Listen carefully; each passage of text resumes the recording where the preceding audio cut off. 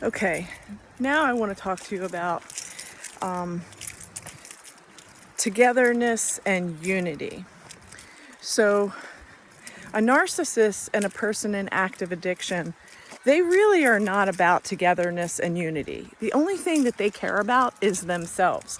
They are me, total selfish, total only concerned with what concerns them. They want all 5 of their senses stimulated at all times, and they are going to make jokes about what they want, okay? So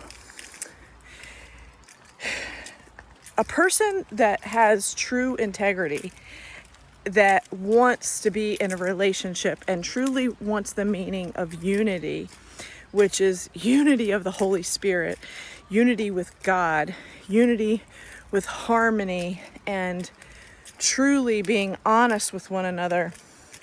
A person that wants that is really going to think about the other person's feelings and think about the impact of what their thoughts, words, and deeds are going to have on the person that they supposedly love. But a person who's in active addiction and a person who's a narcissist or the person that has a Jezebel spirit, they don't care about you.